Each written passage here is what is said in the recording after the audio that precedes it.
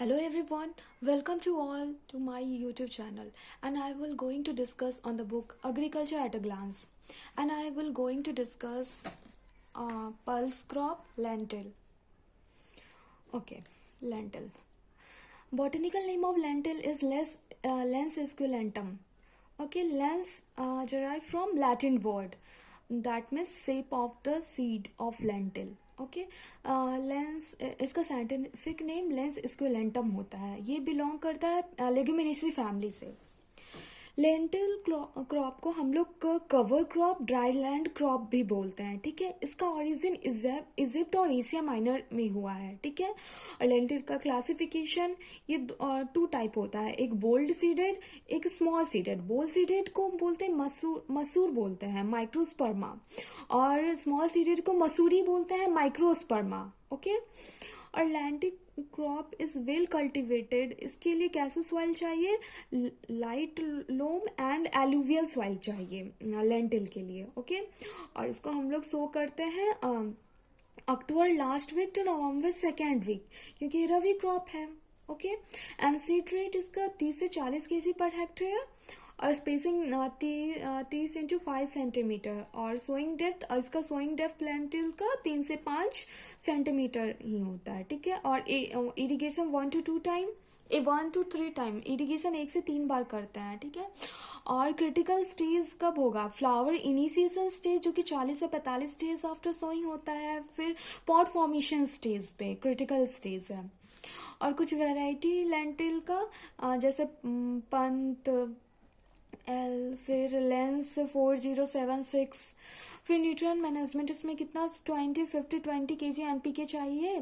और लेंटिल को हम इंटरक्रॉप्ड करते हैं वीट, बार्ली, लेंसीड, सनफ्लावर के साथ. Okay, and lentil is harvested after 100 to 120 day after sowing. 100 से 120 दिन के सोइंग के बाद उसको हार्वेस्ट कर सकते हैं. इसका yield लगभग 15 से 20 क्विंटल पर हेक्टेयर होता है. Then the second crop is filled pea. But इसका botanical name Pisces sativum variety arvescens. Okay, it belong to the family Leguminaceae. P contain 22, इसके पास 22% प्रोटीन होता है, 60% कार्बोहाइड्रेट, 1.8% फैट. इसका क्रोमोसोम नंबर 14 होता है. Okay, अब इसका क्लासिफिकेशन, एक तो होता है फील्ड पी, ठीक है, जिसको ग्रीन पी बोलते हैं. एक होता है गार्डन पी, एक जिसको टेबल पी बोलते हैं. ओके, जो फील्ड पी होता है उसका साइंटिफिक नेम होता है पाइसेंस सटाइवम वैरायटी आर्विसेंस. ओके, और जो गार्डन पी होता है उसका साइंटिफिक नेम होता है पाइसेंस सटाइवम वैरायटी हॉर्टेंस. ओके, ये जो फील्ड पी होता है वो उसका स्मॉल सीड होता है as compare to garden pea. ठीक है, और ये जो गार्डन पी होता है वो एनुअल प्लांट होता है, उसका सीड रिंकल्ड होता है, ये स्वीट टेस्ट होता है ये गार्डन पी. और इसको यूज करते हैं फॉर टेबल और केनिंग पर्पस. गार्डन पी को हम लोग यूज करते हैं केनिंग पर्पस और टेबल पर्पस हम लोग यूज करते हैं. तो फील्ड पी को हम लोग दाल या पल्स के लिए यूज करते हैं. गार्डन और टेबल पी को ग्रीन पॉड और वेजिटेबल की तरह यूज करते हैं, कैनिंग पर्पस के लिए यूज करते हैं, और इसका स्वीट टेस्ट होता है. और फील्ड पी का सीड स्मॉलर होता है as compare to garden pea. ठीक है, अब इसका सोइंग टाइम 15 से 30 अक्टूबर इसका सोइंग टाइम होता है. Seed rate 100 to 150 kg per hectare. Okay, और इसका सीड को हम लोग ट्रीट करते हैं कैप्टन से या थीरम से, और राइजोबियम लेगुमिनिसेरम से. ओके, और स्पेसिंग वही 30 इंटू 5 से 7 सेंटीमीटर. इसमें 1 से 2 इरिगेशन करते हैं. लेंटिल में हम लोग 1 से 3 इरिगेशन कर रहे थे. ठीक है, फिर critical stage, flower initiation stage 40 से 45 डेज आफ्टर सोइंग.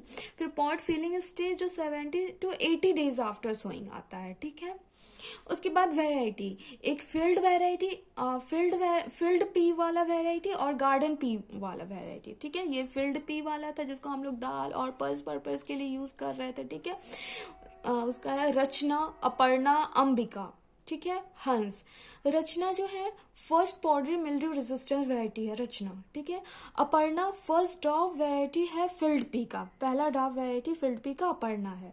ठीक है, फिर गार्डन पी, आर्केल, बोनेविल, अर्ली बजेर, फिर अर्ली दिसंबर, ये सारा गार्डन पी है. ठीक है, फिर न्यूट्रिएंट मैनेजमेंट 20, 50, 30, 40 NPKs, ये सोइंग टाइम पे सारा प्रोवाइड करते हैं, ठीक है। और वीड मैनेजमेंट हम लोग 30 और 45 डेज आफ्टर सोइंग करते हैं वीड मैनेजमेंट, ठीक है। हम लोग पॉड को हार्वेस्ट करते हैं जब उसका स्टेम और पॉड स्ट्रॉ कलर का हो जाए या लाइट ब्राउन कलर का हो जाए और उसका सीड हार्ड हो जाए, ठीक है। और yield field P grain P का ज़्यादा होता है, 15 से 20 क्विंटल पर हेक्टेयर, और गार्डन पी टेबल पी का 80 से 100 क्विंटल पर हेक्टेयर, ठीक है। Then move to the other crop moong bean जिसको ग्रीन ग्राम भी बोलते हैं, इसका साइंटिफिक नेम विग्ना रेडियाटा होता है, ठीक है। इसका लेटेस्ट नेम क्या है, फेसियोलस एरियस, ओके। ये पैपिलोनेसी फैमिली से बिलोंग करता है। मूंग बिन हार्डेस्ट क्रॉप है एमॉन्ग ऑल द पल्स, सारे पल्स में ये हार्डेस्ट क्रॉप होता है। इसका सीड रेट 12 से 15 kg पर हेक्टेयर होता है। इसका स्पेसिंग 40x10 होता है, ठीक है। कुछ वैरायटी जैसे पूसा बैसाखी, मालवीय ज्योति, प्रज्ञा। फॉर समर और स्प्रिंग सीजन के लिए variety Pusa Vaisakhi. Mutant variety Pant moong 2 MUM2 CO4 mutant variety. Early variety Pusa Baisakhi. फिर yellow vein mosaic resistant variety Pant moong 3 Basanti, okay. ये बहुत इंपॉर्टेंट है। First moong bean variety release हुआ था T1, जो कि 1948 में रिलीज हुआ था। First moong bean variety T1 है, 1948 में रिलीज हुआ था, ठीक है। उसके बाद फिर म्यूटेंट वैरायटी धूलिया 1980 में आया था, ठीक है। फिर ये मूंग बीन का इल्ड होता है 12 से 15 क्विंटल पर हेक्टेयर, ठीक है। And then the other crop is urd bean, जिसको ब्लैक ग्राम भी बोलते हैं। इसका बॉटनिकल नेम विग्ना मूंगो होता है। ये बिलोंग करता है पैपिलोनेसी फैमिली से। इसका सीड रेट 20 से 25 kg पर हेक्टेयर होता है। इसका स्पेसिंग वही 40x10, इसका भी उतना ही स्पेसिंग था। मूंग बीन का 40x10 ही स्पेसिंग था, उर्द बीन का भी उतना ही स्पेसिंग है, ठीक है। उर्द बीन का वैरायटी पंत U30, फिर बरखा ग्वालियर। फिर म्यूटेंट वैरायटी CO1, इसका मूंग बीन का म्यूटेंट वैरायटी CO4 था, इसका CO1। फिर स्प्रिंग सीजन में प्रभा AKU4। और first urd bean variety release हुआ था T9, जो कि 1948 में रिलीज हुआ था, ठीक है। First urd bean variety T9 बहुत important, first urd bean variety. और first moong bean variety T1, okay. And इसका yield 10 to 12 quintal per hectare. Thank you. And last, अगर आपको मेरा चैनल अच्छा लगा हो तो please like, share and subscribe.